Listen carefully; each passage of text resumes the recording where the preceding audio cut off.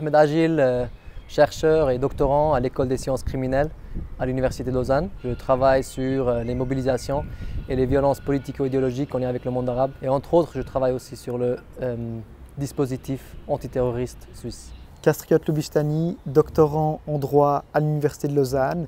Je rédige une thèse de doctorat sur l'incrimination du terrorisme. Je m'intéresse à la criminalisation de ce phénomène, à comprendre pourquoi il est appréhendé de telle manière et comment. Donc on s'est posé la question, donc Kastriot et moi, sur à quoi ça ressemble effectivement en fait, le terrorisme en Suisse du point de vue du droit pénal. Donc quels sont les cas qui ont été traités par nos autorités de poursuite pénale. Les mesures policières de lutte contre le terrorisme désignent l'obligation de pointer au poste de police, se présenter à la police, de faire des entretiens avec la police. C'est aussi l'interdiction de contact, l'interdiction géographique de se rendre en un certain lieu ou de quitter la Suisse, et aussi la mesure la plus restrictive, la plus problématique à mon sens, c'est l'assignation à résidence. Donc ce ne sont pas du tout des mesures qui sont neuves.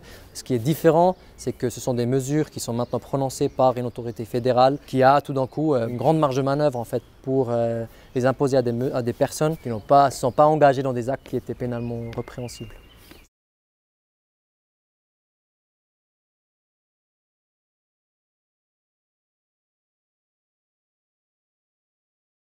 Quand on analyse l'arsenal pénal, et ce qui permet aujourd'hui, on se rend compte que les mailles du filet pénal sont extrêmement extensives et permettent d'englober tout un nombre d'actes qui sont très en amont de l'acte terroriste ultime qu'est l'attentat. Bellinzone sanctionne d'ores et déjà des personnes qui s'échangent de la propagande sur WhatsApp, sur Facebook, qui partagent des vidéos, des photos, qui promeuvent d'une manière ou d'une autre une organisation terroriste. On a aussi des personnes qui ont été condamnées pour avoir posté une seule photo sur Facebook en indiquant qu'il s'agissait d'une structure médicale de l'État islamique et que de cette manière-là, on faisait la promotion de cette organisation. D'autres actes sont aussi appréhendés. Le fait de recevoir une vidéo sur son téléphone, de ne pas la supprimer de son historique, constitue en lui-même une possession qui est pénalement répréhensible. Le terroriste potentiel est défini comme quelqu'un dont on présume, sur la base d'indices concrets et actuels, qu'elle mènera des activités terroristes. Présumer que quelqu'un mènera implique de procéder à un pronostic selon le Conseil fédéral qui est entaché d'incertitude. C'est des notions qui sont définies de manière extrêmement large, avec un dénominateur commun qui est la propagation de la crainte qui est extrêmement flou et qui justement va devoir être interprété en première instance par une autorité administrative qui n'a pas forcément à l'esprit la protection des droits et des libertés de tout un chacun.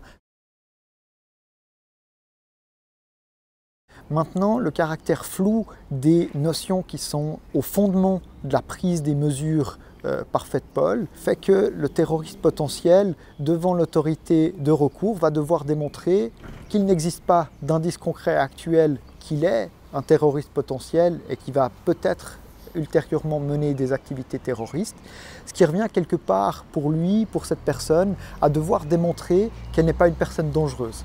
Et ça, c'est extrêmement problématique parce que c'est difficile de faire la preuve du fait qu'on n'est pas une personne dangereuse.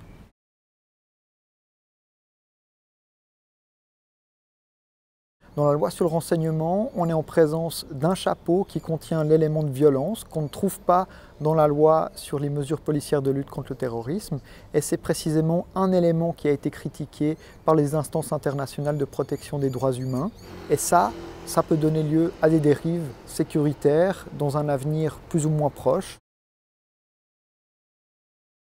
Il faut garder quelque part une emprise sur ces personnes, mais pas toujours avec les lunettes risque et sécurité, mais aussi quelque part intégration et soutien, parce que ce sont souvent des personnes qui sont en détresse aussi, qui sont des personnes qui sont en difficulté en termes de leur intégration sociale, et c'est là-dessus qu'il faudrait plutôt travailler.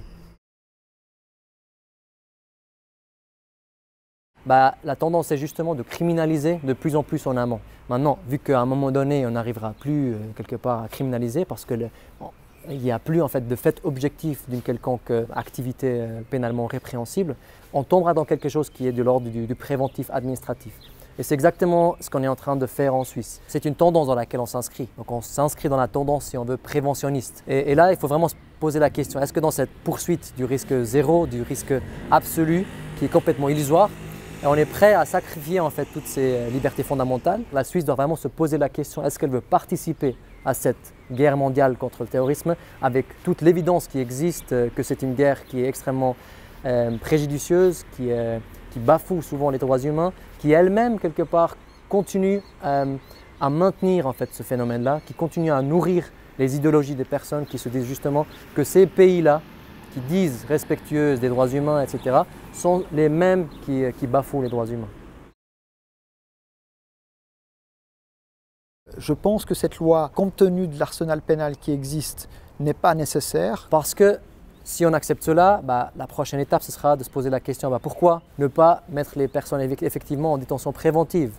Parce qu'on aura un drame, une personne sera assignée à domicile, après un certain moment, elle va commettre une attaque, un acte de violence, et à ce moment-là, on va se dire, écoutez, pourquoi pas aller encore plus loin et encore plus loin. Et je pense que dans cette poursuite-là, un état de droit va vraiment souffrir et on va en sortir quelque part affaibli. Et c'est exactement cela qui donne la chair quelque part, qui nourrit les groupuscules qui profitent en fait de ces violations des droits de l'homme.